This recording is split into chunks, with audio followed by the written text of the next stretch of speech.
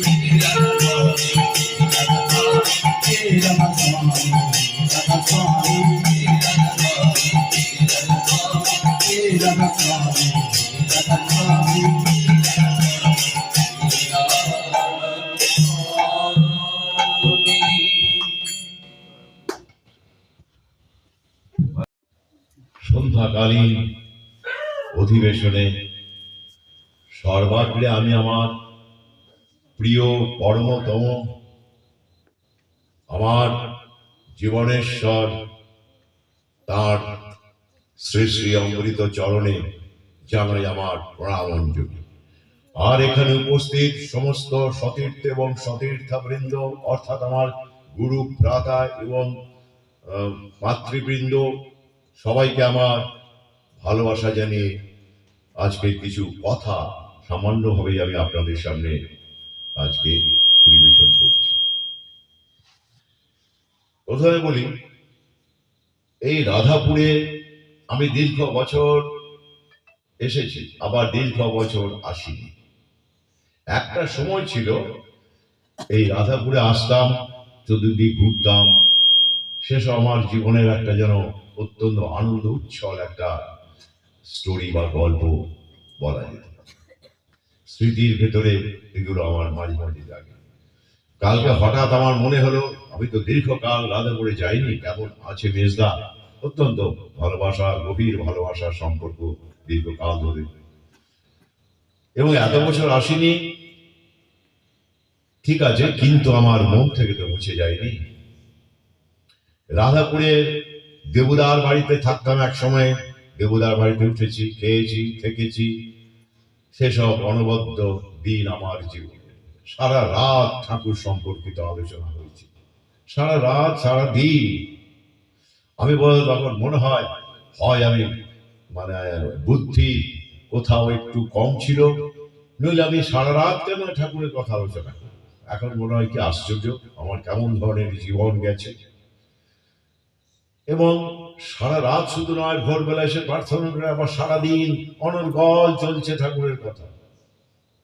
সে আমার জীবনের একটা ইতিহাস এবং একটা সময়। এমনি ভাবে বহুদিন যাওয়ার পর কোন এক কারণে আমি এখানে দীর্ঘ বছর আসিনি। কারণ মানে কারো দোষ তুলি বলছি না, আমি নিজেই আসিনি। অনেক কিছুতে ব্যস্ত হয়ে পড়লাম, ব্যস্ত হয়ে পড়াতেই আসা হয়ে উঠি। গতকাল হঠাৎ খুব মনটা ভাবছিল যে একটু যাব এখানে।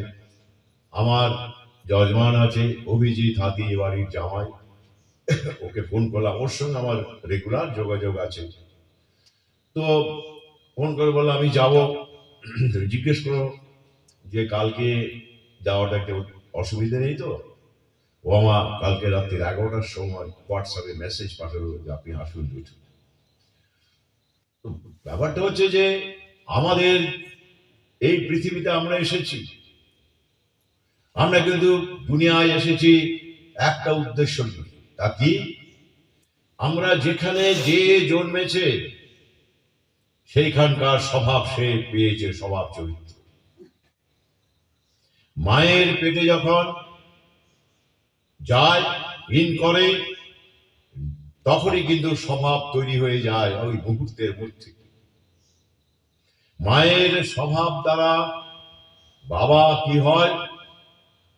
বাবা কনভিন্সড হয়, সেই স্বভাবের মধ্যে, ঢেউয়ের মধ্যে বাবার মনটা যায়, এবং দ্যাট টাইপ অফ চিলড্রেন, সেই রকম শিশু জন্মায়।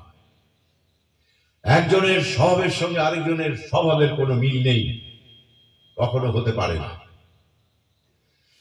এই যে বিভিন্ন ধরনের স্বভাবযুক্ত মানুষ, এবং প্রতিটি মানুষের ভেতর আমার দীর্ঘকালের যে অভিজ্ঞতা, গোটা পশ্চিমবঙ্গ ঘুরেছি, উড়িষ্যা ঘুরেছি, বিহার ঘুরেছি, ঝাড়খণ্ড ঘুরেছি, এখনো ঝাড়খণ্ডে যাই ধানবাদে। এত অজস্র মানুষের সান্নিধ্যে এসেছি, এত অজস্র মানুষকে দেখেছি আমি। তখন অল্প বয়সে অত বুদ্ধি হয়তো কম ছিল, বিবেচনার ক্ষমতা কম ছিল, বিশ্লেষণের ক্ষমতা কম ছিল। কিন্তু দিনের পর দিন যেতে যেতে যেতে যেতে আমার অভিজ্ঞতার ভান্ডার ক্রমশ সমৃদ্ধ হতে শুরু করল। আমি মানুষকে চেনার চেষ্টা করতে লাগলাম। মানুষকে চেনার এই চেষ্টার সঙ্গে আমার চলল নাম, ধ্যান, জপ এবং ভজন। আমি ভজন দীক্ষা পেলাম, আমার ভজন ঋত্বিক প্রয়াত হয়েছে। তো আমি এর ভেতর দিয়ে চলতে চলতে আজকে একটা জায়গায় এসে আমি উপস্থিত হয়েছি। তাহলে এই যে মানুষের ভেতর ভালো মন্দ দুটোই আসে থাকে। কারো কারো ভেতর ভালোটা বেশি থাকে, সৎ বুদ্ধি, সৎ চিন্তা বেশি থাকে। কারো ভেতর আবার অসৎ বুদ্ধি, অসৎ চিন্তা বেশি আসে। আবার একটা জিনিস আমি আজ বুঝেছি, সেদিন একটা একটু প্রসঙ্গে যেন বললাম, সঙ্গে সঙ্গে করে ফেলতে হবে, এটা করে ফেলো। ঠাকুর বলছেন ভালো বুদ্ধি, সৎ বুদ্ধি, সৎ চিন্তা রহমার তরে আসে, মানে এক মুহূর্তের জন্য আসে, তারপর হঠাৎ চলে যায়। যখন সৎ চিন্তাটা এসে গেল, সঙ্গে সঙ্গে তাকে দিয়ে সেই কাজটা করিয়ে নাও, সৎ কাজটা। মানুষ কিন্তু এমন। আজকে খুব খারাপ পরিস্থিতি আমাদের সমাজের, পৃথিবী ছেড়ে দিই, আমাদের ছোট্ট যে সমাজ, এই সমাজের দেখছি আজকে যে ভয়ঙ্কর একটা অবনমন, নিচের দিকে সব নামছে। কমপ্লেক্স বা প্রবৃত্তি ছাড়া কেউ কিছু বোঝে না। কাম, ক্রোধ, লোভ, মূলত এই তিনটের দ্বারা আক্রান্ত হয়ে গেছে এই মানুষ, উন্মত্ত হয়ে উঠেছে। সোশ্যাল মিডিয়ায় চোখ রাখা যাচ্ছে না, ফেসবুক, হোয়াটসঅ্যাপ, ইনস্টাগ্রাম, কোথায় চোখ রাখা যাচ্ছে না, এত নিচে নেমে গেছে সব। ঠাকুর এটা বলেছিলেন যে এই দিন আসতে পারে, এক্ষুনি রুখে দাঁড়াও, কিন্তু সে আর হলো না। এবং এই যে একটা ভয়ানক নিচের দিকে মানুষ নেমে গেছে, তাহলে কি হবে না হবে সে সম্পর্কেও আলোচনা আছে। তার তো ছিল দিব্য দৃষ্টি, দৃষ্টি বা তাকানো, চোখ দিয়ে দেখা। এটা করকমের হয়। তার আগে বলি বিশ্ব দুনিয়া করকমের। এই যে পৃথিবী আপনি দেখছেন, আপনারা সব দেখছেন, তোমরা সব দেখছো, গাছপালা, মানুষ, জল, পশু, কত কিছু, আকাশ বাতাস, চন্দ্র, নক্ষত্র, এই একটা পৃথিবী। পৃথিবী করকমের হয়। দ্বিতীয় পৃথিবী হলো সূক্ষ্ম দুনিয়া। এটা হলো একটা দুনিয়া, বিশ্ব দুনিয়া। এই বিশ্ব দুনিয়ার একটা সূক্ষ্ম দুনিয়া আছে। সূক্ষ্ম মানে কি? যা চোখে দেখা যায় না। আর পাঁচটা ইন্দ্রিয়, চক্ষু, কর্ণ, চোখ, কান, নাক, জিহ্বা, জিভ আর শরীরের চামড়া দিয়ে আমরা যা অনুভব করতে পারি, সেগুলো হলো এই স্থূল দুনিয়া। বাতাসে দেখতে পাই না, কিন্তু গায়ে লাগছে, বুঝতে পারছি। একটা যে সূক্ষ্ম দুনিয়া, যেটা এই যা আছে এই সবেরই একটা ছবির মতো আছে, প্রতিচ্ছবি। সেটাকে সাধারণ মানুষ এই সব দৃষ্টিতে, এই চোখ দিয়ে দেখতে পায় না। মৃত্যুর পরে সূক্ষ্ম দুনিয়ায় থাকতে হবে, স্থূল দুনিয়ায় কেউ থাকতে পারবে না। সূক্ষ্ম দুনিয়ায় বিচরণ করবে মৃত্যুর পর। তাহলে এই যে সূক্ষ্ম একটা বিশ্ব আছে, এই সূক্ষ্ম বিশ্বকে কিছু কিছু মানুষ দেখতে পায়। এই যে সূক্ষ্ম বিশ্বকে, দুনিয়াকে যারা দেখতে পায়, তাদের অতিরিক্ত একটা অনুভূতি তৈরি হয়ে গেছে তপস্যার মাধ্যমে। বিভিন্ন ধরনের তপস্যার ফলে তাদের ভেতর সেই শক্তি এসেছে, সেই চোখটা খুলে গেছে, ভেতরের যে চোখটা, ওই দিয়ে তারা এই সূক্ষ্ম দুনিয়াটাকে দেখতে পায়। আরেকটা আছে অন্তর্দৃষ্টি। সূক্ষ্ম দৃষ্টি সবার হয় না। শুধু যে ঠাকুরের একার হওয়ার অমনটা মানে নেই। অমন কিন্তু বলা নেই আমারই হবে, তোদের কারো হবে, not that. God made man after his own image. ঈশ্বর কি করেছেন? তিনি যেমন দেখতে, তার ভেতর যা যা আছে, এই সব দিয়ে মানুষকে তারই একটা ইমেজ বা প্রতিবিম্ব তৈরি করেছে। তাহলে মানুষই পারে। এটা ভাবলে ভুল যে ঠাকুর ছাড়া আর কেউ পারবে না। অ্যাচিভ করতে হবে, অর্জন করতে হবে তপস্যার মাধ্যমে, সাধনার মাধ্যমে।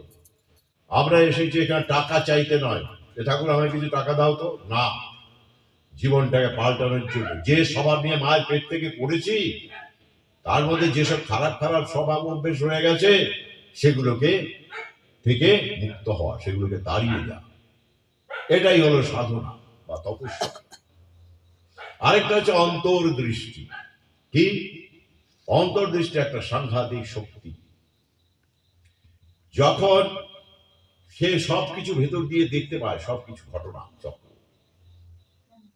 হয়তো একটা কিছু তার মনে নেই, তাকে দেখলেই তার মনে পড়ে যাবে। কোনো কিছু ঘটনা ঘটার আগে সে বুঝতে পারবে, সে জানতে পারবে। এই যে কোনো কিছু ঘটনা ঘটার আগে বুঝতে পারা, আর কি পরে কি হবে সেটাও বুঝতে পারা, সেই যে চোখ, সেই যে দৃষ্টি, সেটাকে বলে অন্তর্দৃষ্টি। এটাও অর্জন করা যায়। আমি লেখাপড়া শিখে অর্জন করেছি পড়াশোনা, এখানে সবাই তাই করেছে। ঠিক তেমনি ওটাকে নিজেকে অর্জন করতে হবে, একবার করতে হবে তপস্যার মাধ্যমে, সাধনার মাধ্যমে। তাহলে এই যে অন্তর্দৃষ্টি, এই অন্তর্দৃষ্টি যার খুলে যায়, সে সব বুঝতে পারে। তার সঙ্গে আরো অন্য কিছু প্রয়োজন আছে, সেগুলো বলবো না। তা এই যে অন্তর্দৃষ্টির পর কি আছে বললাম, স্থূল দৃষ্টি, বাইরের চোখ। তারপরে বললাম সূক্ষ্ম দৃষ্টি, সূক্ষ্ম দুনিয়াটাকে দেখতে পাওয়ার শক্তি চোখ দিয়ে, অন্তর্দৃষ্টি। তারপরে হচ্ছে দিব্য দৃষ্টি। দিব্য দৃষ্টি খুব কঠিন, সবকটাই কঠিন। স্থূল দুনিয়া যারা দেখছে, স্থূল মানুষ, তাদের সূক্ষ্ম দৃষ্টি হওয়া কি খুব সহজ নাকি? কি কিনে নিয়ে ঘর থেকে দোকানে কিনে পকেটে পুরে নিলাম, ওটা হয় না। অ্যাচিভ করতে হবে, পরিশ্রম করতে হবে। আর দিব্য দৃষ্টি, দিব্য দৃষ্টি একমাত্র কাদের থাকে? যারা অবতার পুরুষ, তাদের। ওটা তাদের জন্য। জন্ম কর্ম চ মে দিব্য, বিদায় বলেছেন। জন্ম যদি দিব্য হয়, কর্ম দিব্য হবে। কেমন ধরনের মা বাবার কাছে জন্ম নিয়েছে? ঠাকুরের মা, আমাদের বিশ্বজননী, ভাবতে পারবেন না কি ছিলেন তিনি। ছোট্ট বয়সে তিনি নাম পাওয়ার জন্য উন্মত্ত হয়ে হচ্ছে একটা শিশু হয়েছিলেন। তারপর অনেক ঘটনা, আজকে আর বলবো না। মা কিভাবে দীক্ষা পেলেন সে ভাবতে পারবেন না। তো এই মা আর শিবচন্দ্রের মতো এক সাধু, তাদের ওখানে জন্ম নিয়েছেন ঠাকুর। ওই দিব্য পেট, ওই পেটে কাম গন্ধ নাহি দেয়। নিশ্চয়ই কাম গন্ধ নাহি দেয় কথার মানে বুঝবেন আপনারা। কামের কোনো গন্ধ নেই সেখানে, কামের বিপরীতে থাকে প্রেম। তাহলে ওই যে নিষ্কাম, একদম পবিত্রতম একটা মানে জঠর, সেখানে ঠাকুর এসেছিলেন। তাই দিব্য যায়, দিব্য জঠর, দিব্য পেট, দিব্য পেটেতে, দিব্য জঠরে দিব্য মানব আসতে পারে। আর সবার ভেতর থাকে কাম কামনা, কাম ছাড়া কিছু বোঝে না। পশুরা যা করে তাই করে। তাহলে পশু আত্মায় তখন ঢুকে যায়, ঢুকে মানুষ হয়ে আসে। তারপরে বড় হয়ে পড়ে, তার রূপটা বেরিয়ে পড়ে। যখন বড় হলো, কি না করে বেড়াচ্ছে। তাহলে কথাটা হলো যে আমাদের মনে রাখতে হবে, এই যে এত রকম দৃষ্টির কথা বললাম, দিব্য দৃষ্টি। দিব্য দৃষ্টি কি? দুনিয়ার সব সৃষ্টির কারণ তিনি চোখে দেখতে পাচ্ছেন, তার চোখ বুঝে দেখতে পাচ্ছেন। এই সব সৃষ্টি কি করে হল? মেজদার রূপান্তর কি হবে, বিজু রূপান্তর কি হবে, সেটা তিনি দেখতে পান। তিনি দেখতে পান এই দিকে যাচ্ছে, ওর কি বিপদটা হবে। এগুলো হলো দিব্য দৃষ্টি, অলৌকিক দৃষ্টি। এইটা দয়ালের ছিল।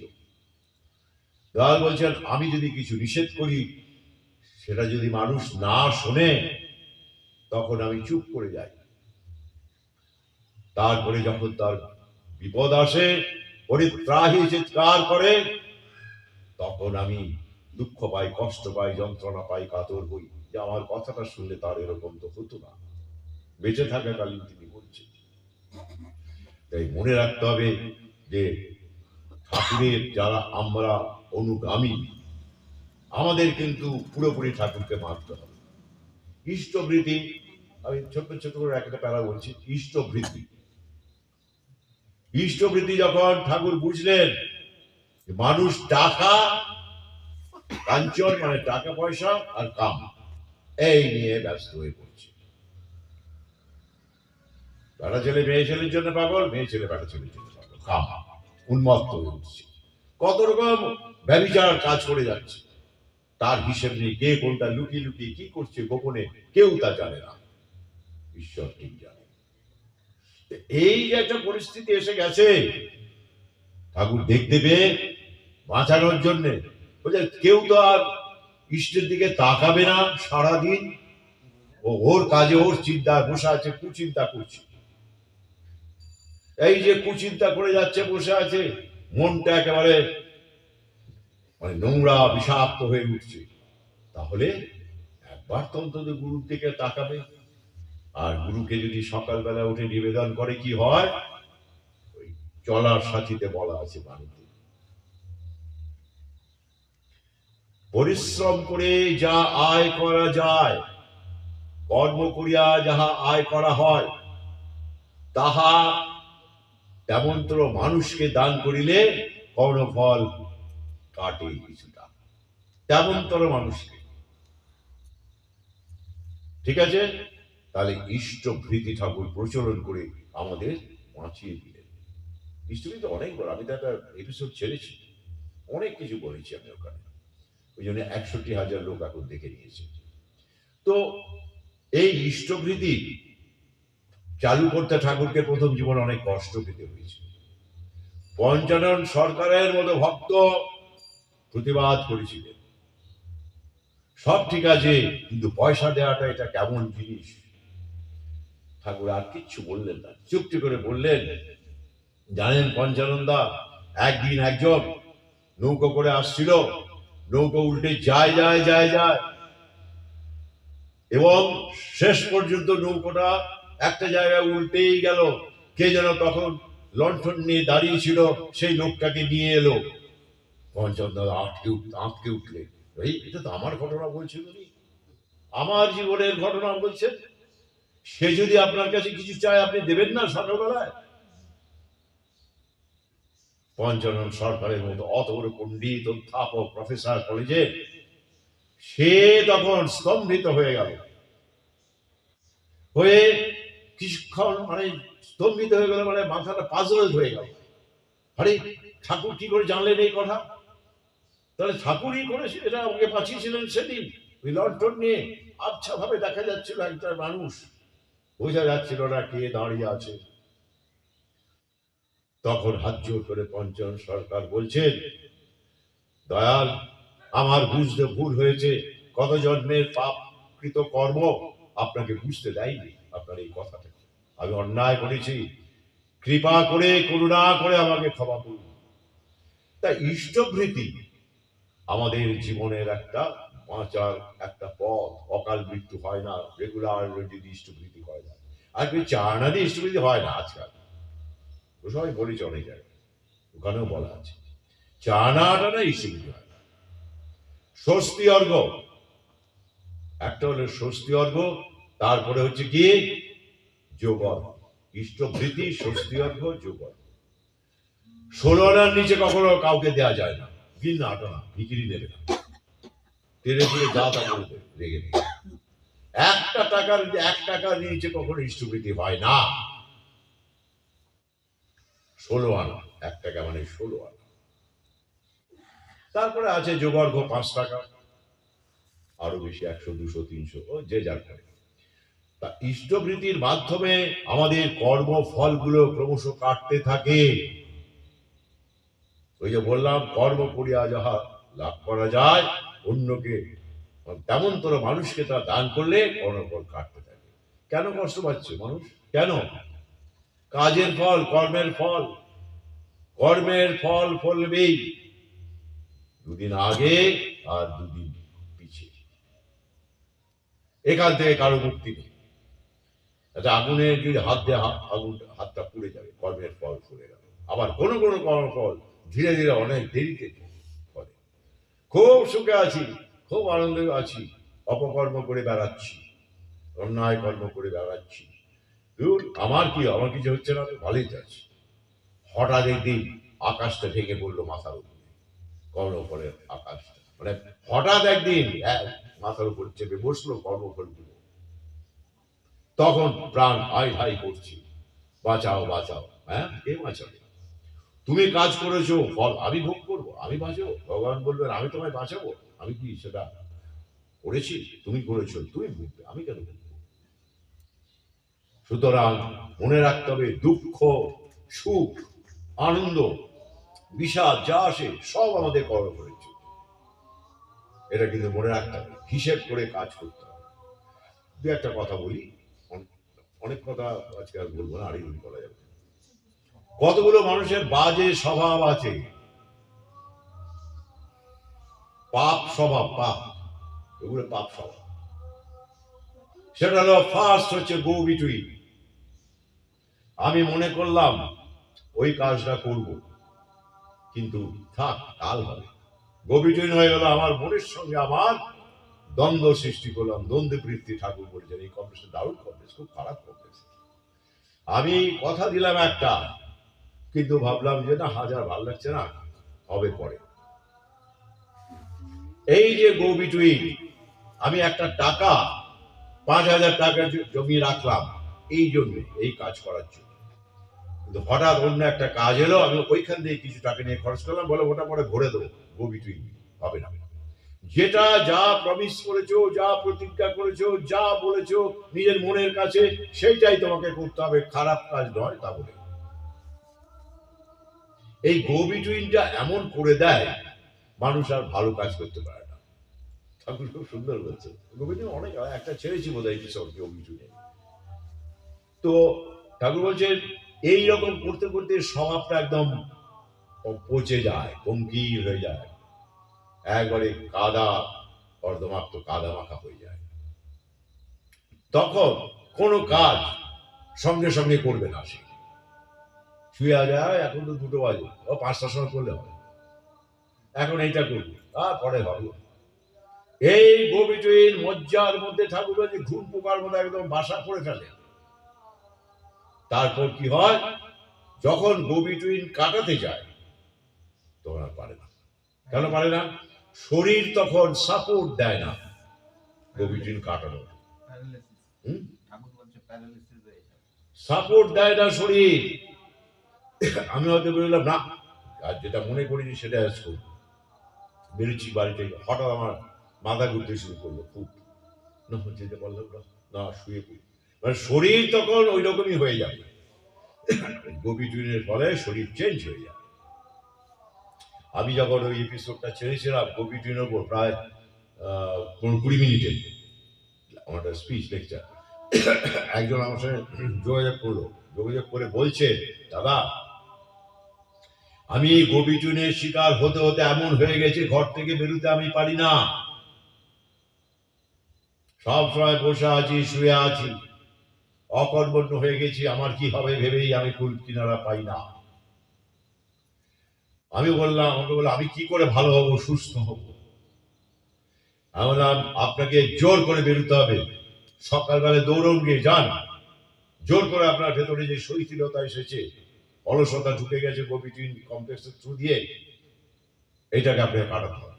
আপনার কোনো রাস্তা নেই, অনেক জমে গেছে, অনেক জমেছে। বলছে হ্যাঁ হ্যাঁ, অনেক জমে গেছে, বহু গো বিটুইন করতে করে জমে গেছে, সে ব্যাংকে সেভিংস অ্যাকাউন্টের মতো। আর এইটা করলে কি হয়, সে মিথ্যাবাদী হয়, মিথ্যা কথা বলে। আজকাল জল ভাত তরল, মিথ্যা কথা বলে। ও বহু মানুষ আমার কাছে মিথ্যা কথা বলে, ফোনেও বলে, ভাবে লোকটা অত বোঝে না, জানে না, বোঝে না যে আমি কতটা বুঝতে পারি। আমি বুঝেও আই ডোন্ট এক্সপোজ মাইসেলফ, আমি ধরা দিই। আচ্ছা আচ্ছা আচ্ছা, ধরা দিতে নেই, ঠাকুর বলেছে। তার অন্যায়টা আমি বুঝে গেছি, যদি ধরা দিয়ে দিই, সে আমার কাছে লজ্জা পাবে অথবা ভয় পাবে, আর আসবে না। দূরে দূরে থাকবে, ভয় ছুটে, লজ্জা ছুটে। তাই মিথ্যে কথা বলা একটা মারাত্মক অপরাধ। আমি একটা এপিসোড ছাড়ছি, মিথ্যে কথা বলে নরকে, কোন নরকে যায় সেটাও সেখানে বলেছি। কালকে ওটাকে আমি ইয়ে করে ছাড়বো, সামনের সপ্তাহে বেরোবে আমার ওই এপিসোডটা, স্পিচটা। আমার একটা নিজস্ব মিডিয়া চ্যানেল করেছি, নিজের একদম, সেই চ্যানেলটা। তো এই মিথ্যে কথা বলা এমন অবস্থা, এমন হয়ে যায় মানুষ যখন তখন বিপদে পড়ে যায়, মানুষ কেউ তাকে বিশ্বাস করবে না। আমার কাছে যে কোনোদিন একটা মিথ্যা কথা বলেছে, আমি অকপটে বলছি, কোনোদিন তাকে বিশ্বাস করি না। সে যদি বলে এইটা করেছে, আমি বিশ্বাস করি না। কিন্তু আমি যে তার মিথ্যে কথা আগে ধরেছি, সে তাদেরকে বুঝতে দিই না, বিশ্বাস করি না। বলেছে বলি হয়তো, হ্যাঁ ঠিক আছে, করেছে, ভালো করেছে, আসলে করেইনি কাজটা। তো এইটা হতে হতে বাড়ির ফ্যামিলির মধ্যে এক একজন সবাই শিখে ফেলবে, ছেলে পুলে বউ, একজনের সঙ্গে আরেকজন মিথ্যা কথা বলে বলে প্রবঞ্চনা করে, বিশ্বাসঘাতকতা করে কিন্তু জীবন কাটাচ্ছে। ভালোবাসার লেশ মাত্র তার মধ্যে থাকে না, তখন আর ভালোবাসার লেশ থাকে না। এই হয়ে কিন্তু পারস্পরিক সম্পর্কটা ওপরে ঠিক আছে, ভেতরে ঠিক নেই। একবারে অনাবিল আনন্দে যে ভালোবাসা, সেইটা থাকে না। এইটা একটা ডেঞ্জারাস কমপ্লেক্স। একটা ঘটনা বলি, স্পেন্সার সাহেব, ঠাকুরের তো অনেক সাহেব শিষ্য ছিল আমেরিকার।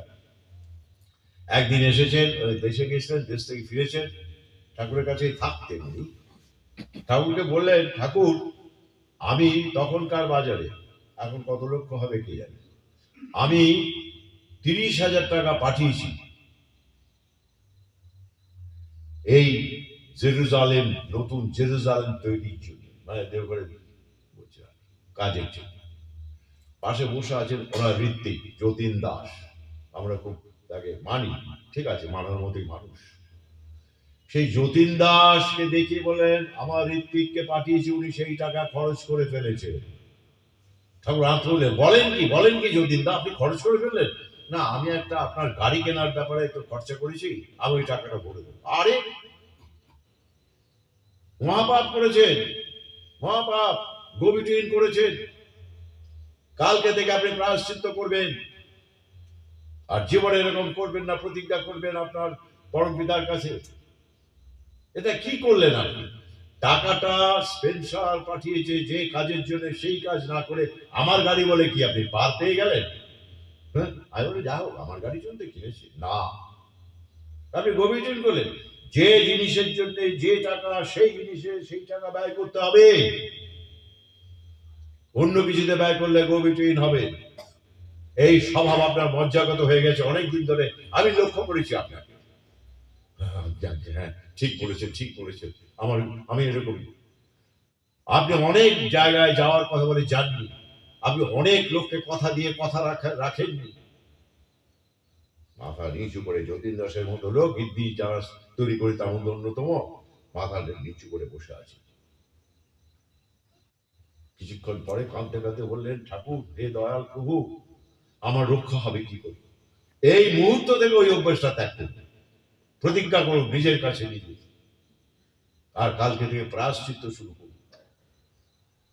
ভেবে দেখুন কি সাংঘাতিক জিনিস এটা। একটা একটা কমপ্লেক্স, এই যে অলসতা, আইডলনেস, কুড়েমি, সাংঘাতিক কমপ্লেক্স, সাংঘাতিক প্রবৃত্তি, সব মানুষের জীবনকে একদম সাবার করে দেবে, ধ্বংস করে দেবে। এই অলসতা যার আছে, সে কোনোদিন জীবনে দাঁড়াতে পারবে না, জীবনে দাঁড়াতে পারবে না। পরে হবে কথা, চলবে না, ঠাকুরের বলা আছে। আজ নয় ঠিক আছে, কাল করলেও তো হবে, কালই করব, চলবে না, চলবে না, নিষিদ্ধ। ঠাকুরের আইনে, সংবিধানে এটাকে নিষিদ্ধ করে দিয়েছে, আমাদের মনে রাখতে হবে সেটা। এই অলস কুড়েমি যার আছে, সে দাঁড়াতে পারেনি, আমি দেখেছি। কালকে রাত্রিরে 11টার সময়, 11:05 আমি শুতে যাচ্ছি, ওপরে উঠছি দোতলায়, যেতে যেতে একা একাই বলছি, কি আশ্চর্য, এখন তো বেশি রাতে আমি জেগে থাকতে পারি না, আগে তো সারা রাত জেগেছি। বলতে বলতে যাচ্ছি, তা পড়াশোনা করেছি যখন সারা রাত জেগে পড়েছি, অসম্ভব ব্যাপার ছিল, কিন্তু এখন তো পারি না, বয়স হয়েছে বলে এইসব বলতে বলতে যাচ্ছি। এই যে সারা রাত জেগে আমি পরিশ্রম, কঠোর পরিশ্রম করে পড়াশোনা করতাম একবারে কলেজ লাইফ, বিশ্ববিদ্যালয় জীবন পর্যন্ত, তার রিওয়ার্ড তো আমি পেয়েছি। আমার জীবনে তো কষ্ট আর পরে রইল না, যে কষ্ট ছিল অর্থনৈতিক যে অসুবিধে ছিল রইল না। তাহলে পরিশ্রমী না হলে অলসতা যার আছে সে লাইফে কিছুই করতে পারে না, জীবন ব্যর্থ হয়ে যায়। ঠাকুর তাই বলেছেন ইমিডিয়েট এটাকে ত্যাগ কর, ইমিডিয়েট। দেখুন কত কিছু ত্যাগ করতে বলছেন ঠাকুর, যেগুলো ত্যাগ করলে আমরা সত্যিকারের সুখী হব। ধর্মের উদ্দেশ্য সুখী হওয়া এবং আনন্দে জীবন কাটানো। ধর্মের উদ্দেশ্য ত্যাগ ত্যাগ নয়, সব ছেড়ে ছেড়ে জঙ্গলে চলে যাওয়া তা নয়, সুখে শান্তিতে আনন্দে দিন কাটানো। ছেলে মেয়েদের ঠাকুর বলছেন, এরকম একটা এপিসোড আমার আছে, ছেড়েছিলাম কি করে ছেলেগুলিকে মানুষ করতে হয়। বলছেন ছেলে পুলেদের কষ্টের মধ্যে রাখবি জোর করে, খুব সুখে রাখলে ছেলে পুলে মানুষ হবে না, হয়তো একটা চাকরি পেতে পারে, মানুষ বলতে আমরা যা বুঝি সেটা হবে না। অভাবের মধ্যে রাখতে হয়। আমার একজন অবলেট আছে, একটা স্কুল টিচার, হাওড়া জেলায় থাকে, আমতার দিকে। ওকে একদিন বলেছি, শোনো সে দুই ছেলেও, তুমি ছেলেদের যখন যা চাইবে দেবে না। বলে আচ্ছা, কখনোই দেবে না, তাতে স্বভাব খারাপ হবে, আরেকটু বড় হলে তোমার উপর প্রেশার ক্রিয়েট করবে, চাপ দেবে যে আমাকে দাও, কেন দেবে না, এখনই দাও। অভাবে রাখবে, ওই জিনিসটা হয়তো তুমি আজকে চাইলেও 1 বছর বাদে তুমি দিলে। মাথায় রেখো, ঠাকুর বলছেন অভাব যদি একটু না সৃষ্টি করা যায়, তৈরি করা অভাব যদি না করা যায়, ছেলেগুলি কিন্তু মানুষ হয় না। বেশি বিলাসিতায় আমরা যারা ইতিহাস পড়েছে, আমরা যারা পড়েছি, সমস্ত পৃথিবী দুনিয়ার ইতিহাস, বিভিন্ন কাহিনী, বিভিন্ন ঘটনা আমরা দেখেছি, যারা অত্যন্ত বিলাসিতার মধ্যে দিয়ে ছোটবেলা থেকে মানুষ হয়েছে, তাদের জীবন একেবারে বয়ে গেছে। পরবর্তীকালে ভালো চাকরি করতে পারে, ভালো ডিগ্রি পেতে পারে, কিন্তু জীবনটা বয়ে গেছে। এবার আরেকটা কথা বলি, আমি এসেই বলছিলাম বোধহয় যে জব কিন্তু আসল জিনিস। নাম জপ যদি কেউ রোজ করে, সব সময় করে, রাধা স্বামী সব সময় মনের মধ্যে চলবে, কোনো বাধা থাকবে না জীবনে, বাধা বিঘ্ন সব অপসৃত হয়ে যাবে। আমি আমার নিজেরই জীবন দিয়ে কথা বলছি, আমার বাস্তব অভিজ্ঞতার উপর দাঁড়িয়ে বললাম। অনর্গল জপ করতে হবে মনের মধ্যে, চোখ বুঝতে হবে না, তাকিয়েই জপ হবে। শুয়ে আছি, শুয়ে শুয়ে জপ করছি, বসে আছি, বসে বসে জপ করছি, চলছি জপ করছি, কাজ করছি জপ করছি, এইগুলোই ঠাকুরের বলা। জপ একদম করতেই হবে ডেলি, এবং কি বলবো, অত্যন্ত আনন্দের সঙ্গে, তার প্রতি ভালোবাসা দিয়ে। জপ যদি অনেক দিন করা যায়, তিনি বাণীতে বলেছেন তার সমাধি অবস্থা, যখন তার সমাধি হয়ে গেছিল, কোনো কিছু শরীরের কোনো বশ ছিল না, বাইরের কোনো কিছু উনি বুঝতে পারছেন না, অনুভব করতে পারছেন না, দেখতে পাচ্ছেন না, শুনতে পাচ্ছেন না। লোকে বলে মরে গেছে, মারা গেছে রুকুল, অথচ মুখ দিয়ে তার অনুকূল বাড়ি বেরিয়েছে, সেইখানে বলেছে 3 বছর জপ করলে মুক্তি। দুঃখ, দুর্দশা, দৈন্যতা, ব্যর্থতা, গ্লানি, সব কিছু থেকে মুক্তি। নিজের মুখে বলে দিয়েছেন, বলে আগে খুব কঠিন ছিল, আমি এবার সহজ করে দিয়ে গেলাম। বলছেন ওপরে উঠতে গেলে আগে দড়ি বেয়ে বেয়ে উঠতে হতো, ওই সাধন ভজনের কথা বলছেন। এখন আর দড়ি না, আমি সিঁড়ি বানিয়ে দিয়ে গেলাম, তত্তর করে সিঁড়ি দিয়ে ওপরে উঠে যাবে। কি সহজ ভাবে বোঝাচ্ছেন মানুষকে। আমি এই বাড়িটা যখন করেছিলাম অনেক বছর আগে, বসে বসে অনেকক্ষণ ভাবছিলাম, কি আশ্চর্য, কি দয়া করেছেন এবারে সে কলিযুগে, সিঁড়ি বানিয়ে দিয়ে গেলেন। আগে দড়ি বেয়ে কত কষ্ট করে করে একটা মানুষকে উপরে উঠতে হতো, এখন তিনি নিজে এসে কতটা করুণাময়।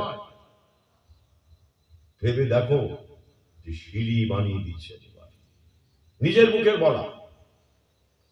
সুতরাং মনে রাখতে হবে, অনর্গল জপ করলে যে কোনো বিপদ থেকে বেরিয়ে যেতে পারবে। এবং জপে কি হয়, বুদ্ধি তীক্ষ্ণ হয়, বিপদে সে নার্ভাস হয়ে যায় না, টেন্স হয়ে যায় না। বিপদ যদি বিরাট কিছু আসে, যে নার্ভাস হবে সে গেল, সে পথ খুঁজে পাবে না। যারা জপ করে নার্ভাস হবে না, পথটা পাবে, মনের মধ্যেই মাথার মধ্যেই জানবে এইটা করলে ঠিক হবে। আমি আশা করি বোঝাতে পারছি সবাইকে। অনর্গল জপ করতে হবে, অনর্গল অনর্গল। কথার কথা যেন এটা না থাকে, প্র্যাকটিক্যাল যেন হয়। এটা অনেক বক্তৃতা দিয়েছি জীবনে, কত জায়গায় দেওঘর থেকে শুরু হয়ে অনেক জায়গায়। বক্তৃতাতে কিছু হয় না, জপেতে হয়। আমি বলে গেলাম, সবাই শুনলো, তারপর যে যেমন খুশি চললো, হবে না। মৃত্যু, অকাল মৃত্যুকে রোধ করে ইষ্টবৃত্তি আর জপ,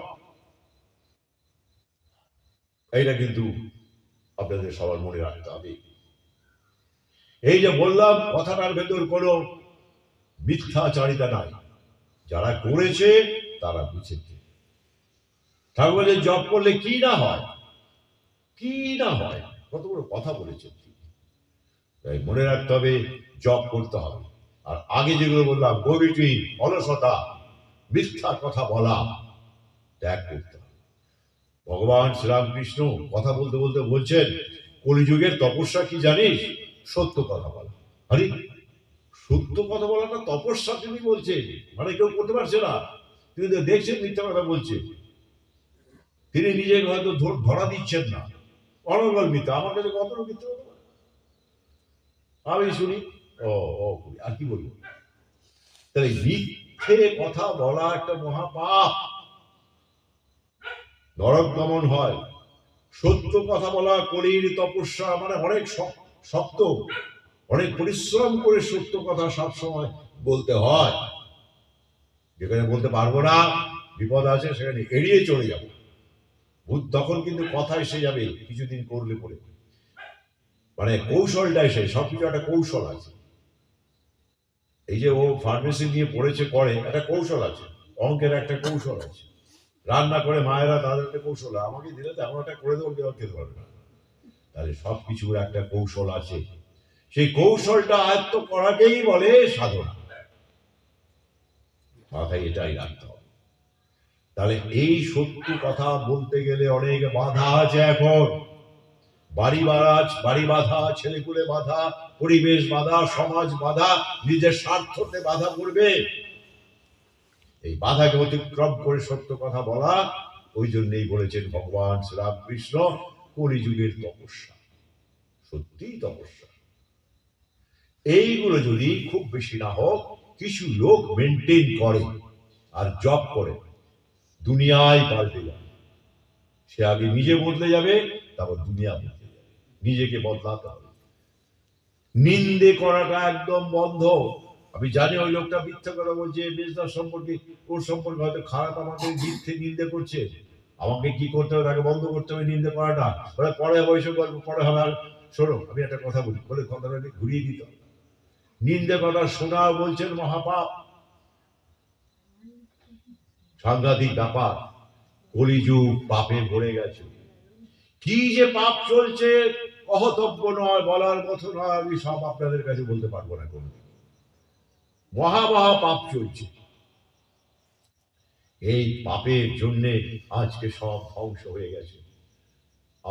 আর যে কত কি হবে। আমার এক চালা আছে, নরেশকে, নরেশ ঘোষ, ওকে বলি, মাঝে মাঝে বলি, বসে গল্প করছি, বলি, আচ্ছা নরেশ, মানুষ কি আর ঠিক হবে না? বলে না না না, ও তুই ভাবতে থাকো। বলে একদমই হবে না, কোনোদিনই হবে না। বলে না, এখন তো হবে না। মানুষ ভালো কথা শুনতে চায় না। 1966 সালের রাত্রিবেলা সতু সান্যালদা ঠাকুরের কাছে বসে আছে। বসে হঠাৎ কথা বলতে বলতে সতুদা বললেন, হ্যাঁ, সবাই জোর হাত করে ওনার সামনে কথা বলতেন। ঠাকুর বললেন, আগে ঠাকুর, ভালো কথা এখন মানুষ শুনতে চাইছে না, সৎ কথা মানুষ শুনতে চাইছে না। তোমরা চেষ্টা করো।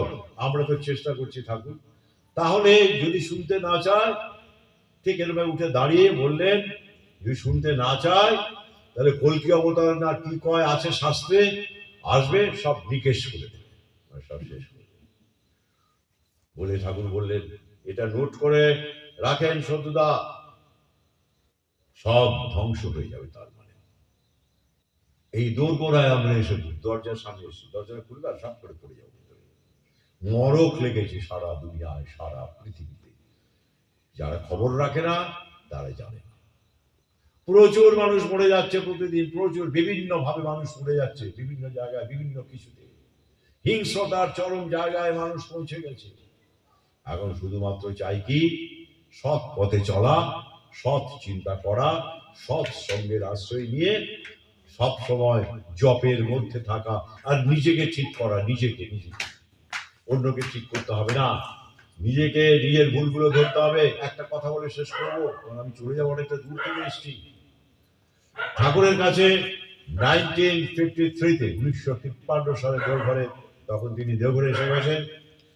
এক ভদ্রলোক আমাদের গুরু ভ্রাতা, তিনি হঠাৎ প্রার্থনার পর মাথাটা নিচু করে খুব মনটা খারাপ করে বসে আছে।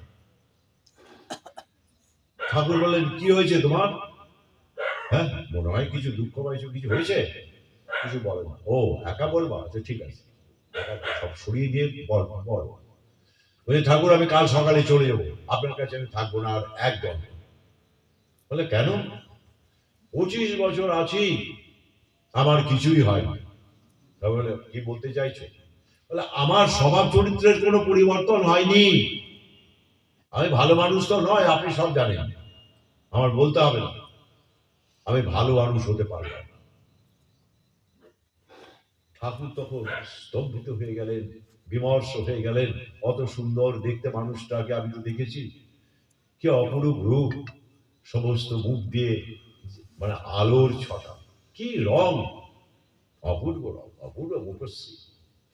ওই মানুষটার মুখটা কালো হয়ে গেল। চুপ করে উঠে বেশ কিছুক্ষণ পরে বললেন, শোনো, একটা কথা বলি তোমার। আজকে সারা রাত ঘুমাবা না, জপ করবা, ধ্যান করবা। যখন অনেকক্ষণ ধ্যান করার পর পার্শ্বনাথে জপ করবা, সারা রাত তুমি করবে। কাল আমাকে এসে বলবে। ও সারা রাত জপ করছে, ধ্যান করছে। ভোরবেলা অন্ধকার থাকতে ঘর থেকে বেরিয়ে এসে চিৎকার করছে, হ্যাঁ পেয়েছি, আমার হয়েছে, আমার হয়েছে, আমার হয়েছে। আশপাশের আশ্রমবাসীরা সব বলে, কি দাদা পাগল হয়ে গেল নাকি? হয়েছে কি হয়েছে? সব বেরিয়ে পড়ে দাঁড়িয়ে দেখছি, আর উনি খালি চিৎকার করে যাচ্ছেন, আমার হয়েছে, আমার হয়েছে, আমার হয়েছে। ভোরবেলা চলে গেছেন ঠাকুরের কাছে, প্রার্থনার পর প্রণাম করে ঠাকুরকে বলছেন, ভাগ্যে দয়াল, আমার হয়েছে। তোর হয়েছে? ওই দেখ বলছে কি, ঠাকুর উল্লসিত আনন্দ একেবারে। ঠাকুর যখন হাসতেন না, গোটা বডি কেঁপে কেঁপে, মানে একটা ড্যান্সের মতো নাচতো গোটা বডি, একটা কি সুন্দর দৃশ্য। বলছে, ওই দেখে ওর হয়েছে। বলছি কি, ওর হয়েছে নাকি? ওর নাকি হয়েছে। সবাইকে বলছে, সব চিৎকার করে ঠাকুর সব ছুটে এসছে, আমার হয়েছে, আমার হয়েছে। আর বল কি হয়েছে? ওই ওয়াদের শোনা। তখন বলছে, আমি বুঝতে পেরেছি যে আমার কি কি ভুল, কি কি ত্রুটি আমি। হ্যাঁ, তুই বুঝতে পেরে গেছিস? আরে তোর তো 10 জন্মের কাজ একজনে হয়ে গেল। মানুষ বুঝতে পারে না নিজের ত্রুটি, নিজের ভুল বুঝতে পারে না। এইবার তুই সিঁড়িটার কাছে এসেছিস, এইবার তুই এগিয়ে যাবি। তার মানে নিজের ভুল, নিজের ত্রুটি ধরতে পারা এবং তাকে পরে সংশোধন করা, এইটা কিন্তু সবচেয়ে কঠিন কাজ। আমি যদি কাউকে বলি তোমার একটা ভুল হচ্ছে, সে কিন্তু মানবে না। সেই জন্য আমি এই যে কথাটা ভুল হচ্ছে, এটা এইভাবে বলি না। হয়তো অন্য গল্প করতে করতে বললাম, আচ্ছা তুমি এইটা করলে কেন? ও বললো, এইভাবে আস্তে আস্তে লাইনে এসে আমি বোঝাতে শুরু করি, এটা ভুল করলে, এটাতে দেখো তোমার এই ক্ষতি হয়ে গেল বা ক্ষতি হয়ে যাবে। তো মানুষ নিজের ভুল ত্রুটি ধরতে পারে না। যে ধরতে পারে সে বহুদূর এগিয়ে গেছে, তাকে নিয়ে আর কোনো ভাবনা নেই। তাই এটা কি করে হয়? তাহলে একটা সময় বেছে নিই সারাদিন রাতে করতে, যে সময়টা তুই চুপ করে বসবি, কারোর সঙ্গে আর গল্প না, বসে বসে সারাদিনে কি কি ভুল করেছিস, কোন লোকটাকে খারাপ কথা বলেছিস, কোন লোকটার সঙ্গে ঝগড়া করেছিস, বাকি অখাদ্য কুখাদ্য খেয়েছিস, এই সব ভাবতে থাকবি কি কি করেছিস। এইগুলো ভাবতে ভাবতে তুই বুঝতে পারবি যা সারাদিনে কি কি ভুল কাজ করেছি, ত্রুটি কাজ করেছি। এইগুলো প্র্যাকটিক্যাল, এইগুলোই বলে সাধনা বা তপস্যা।